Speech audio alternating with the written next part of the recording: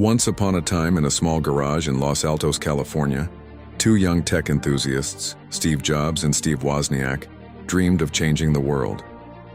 In 1976, alongside a lesser-known co-founder Ronald Wayne, they created a company called Apple Computer Inc., driven by the simple idea of making computers accessible to everyday people. Their first creation, the Apple I, was a basic computer board, but it was a start. Then came the Apple II, a colorful and user-friendly machine that became one of the first successful mass-market computers. Apple quickly gained attention and went public in 1980, making Jobs and Wozniak millionaires and marking the beginning of something far greater. In 1984, Apple released the Macintosh, a sleek, iconic computer that introduced the world to the graphical user interface and the mouse. Its famous Super Bowl commercial declared that Apple would challenge the status quo, and for a while it did. But inside Apple, things were far from perfect. Power struggles arose, and in a shocking turn, Steve Jobs was forced out of the very company he had built. Throughout the late 1980s and early 1990s, Apple stumbled. It struggled to innovate, faced fierce competition from Microsoft, and watched its market share shrink. Many believed the end was near, but in 1997, in a move that would change the course of tech history, Apple acquired Next, the software company Jobs had started after leaving Apple. This brought Jobs back to the company he had once been ousted from. His return marked the beginning of an extraordinary transformation.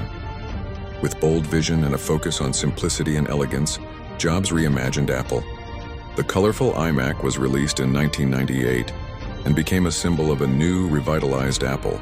Then came the iPod in 2001, a little music player that redefined how people listened to music. But Jobs was just getting started.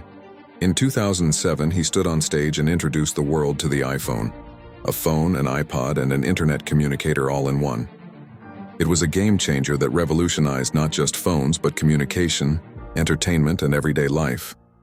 Apple followed this with the iPad, Apple Watch, and other innovations, all while building a powerful ecosystem of devices and services. The App Store launched in 2008, allowing developers to create apps that would turn the iPhone into a device for just about anything. In 2011, the world mourned the loss of Steve Jobs after his long battle with cancer, but his legacy lived on. Under new CEO Tim Cook, Apple continued to grow, shifting focus towards sustainability, health, and services like Apple Music, Apple TV+, and iCloud. With its own chips, like the M1 and M2, Apple continued to push the limits of innovation. By 2022, Apple became the first company to reach a market value of $3 trillion, a testament to decades of vision, design, and relentless pursuit of excellence. And Apple's story is one of vision and rebirth, failure and triumph. From a dusty garage to the most valuable company in the world, it is a story of how one company helped shape the digital age and continues to imagine what comes next.